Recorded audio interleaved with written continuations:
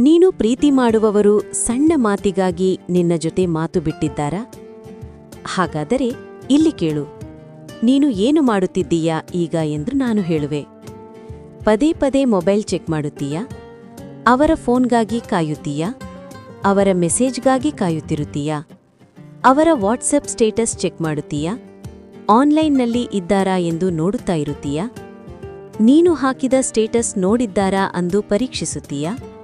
ಅದೂ ಅಲ್ಲದೆ ಅವರೊಬ್ಬರಿಗೆ ಕಾಣುವ ಹಾಗೆ ಸ್ಟೇಟಸ್ ಹಾಕುತ್ತೀಯಾ? ಆ ಸ್ಟೇಟಸ್ ಅವರು ನೋಡಿ ಅದಕ್ಕೆ ಉತ್ತರವಾಗಿ ಸ್ಟೇಟಸ್ ಹಾಕಲಿ ಎಂದು ಕಾಯುತ್ತೀಯಾ? ನಾನು ಹೇಳುತ್ತಿರುವುದು ನಿಜ ತಾನೆ? ಕಮೆಂಟ್ನಲ್ಲಿ ತಿಳಿಸಿ. ಹಾಗಾದರೆ ಇಲ್ಲಿ ಕೇಳು. ನಿನಗೆ ಅವರ ಮೇಲೆ ತುಂಬಾನೇ ಪ್ರೀತಿ ಇದೆ ಎಂದು ಅರ್ಥ. ಏನೋ ಒಂದು ಮಾತಿಗೆ ಸ್ವಲ್ಪ ಬೇಜಾರಾಗಿರಬಹುದು ಅಷ್ಟೇ. ಚಿಂತೆ ಬೇಡ.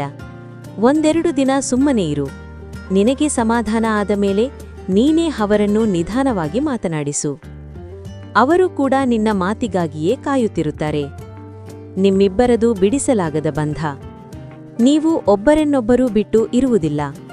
ಅದನ್ನು ಅರ್ಥ ಮಾಡಿಕೋ. ಸ್ವಲ್ಪ ಮಾತನಾಡಿದ ಮೇಲೆ ಸ್ವಲ್ಪ ನಿಧಾನವಾಗಿ ಕೇಳು. ಮಾತನಾಡು. ಇಬ್ಬರಲ್ಲಿ ಯಾರಾದರೂ ತಪ್ಪು ಎಂದು ಬಗೆಹರಿಸಿಕೊಳ್ಳಿ. ಅದನ್ನು ಬಿಟ್ಟು ನೀನು ಮಾತನಾಡದೇ ಇದ್ದರೆ ಅವರಿಗೆ ಅದೇ ಅಭ್ಯಾಸವಾಗಿ ಬಿಡುತ್ತದೆ. ಮುಂದೆ ನೀನು ಅವರೊಂದಿಗೆ ಮಾತನಾಡುವುದನ್ನು ಬಿಟ್ಟರೆ ಅವರಿಗೆ ಏನೂ ಅನಿಸುವುದಿಲ್ಲ. ಅದಕ್ಕೆ ನೀನು ಇಂದಿಗೂ ಅವಕಾಶ ಕೊಡಬೇಡ. ನೀನು ಎಂದಿಗೂ ಅವರಿಗೆ ಒಬ್ಬರೇ ಇರಲು ಬಿಡಲೇಬೇಡ.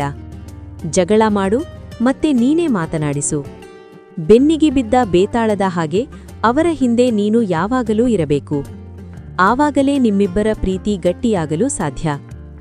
ಅವರೇ ಮಾತಾಡಿಸಲಿ ಎಂದು ಬಿಟ್ಟರೆ ನಿಮ್ಮ ಮಧ್ಯೆ ದೊಡ್ಡ ಗೋಡೆ ಬೆಳೆಯುತ್ತದೆ ಹೊರತು ನೀನು ಅವರೊಂದಿಗೆ ಮಾತು ಬಿಟ್ಟು ಬುದ್ಧಿ ಕಲಿಸುತ್ತೇನೆ ಎಂಬ ಭ್ರಮೆಯಲ್ಲಿ ಬದುಕಬೇಡ. ಇರುವಷ್ಟು ದಿನ ಅವರೊಂದಿಗೆ ಜಗಳ ಮಾಡಿ ಮತ್ತೆ ಮಾತನಾಡಿಸುತ್ತಾ ಖುಷಿಯಾಗಿರು. ಇದು ವರ್ಕಾಗಲಿಲ್ಲ ಅಂದರೆ ಏನು ನಿನಗೆ ಹೇಳುತ್ತೇನೆ ಏನು ಮಾಡಬೇಕು ಎಂದು. ನಿಮ್ಮ ಭಾವನೆಗಳಿಗೆ ಸ್ಪಂದಿಸಲು ನಾನು ಯಾವಾಗಲೂ ಸಿದ್ಧ. ನಿಮ್ಮ ನೋವುಗಳನ್ನು ನನ್ನ ಬಳಿ ನೀವು ಹೇಳಬಹುದು.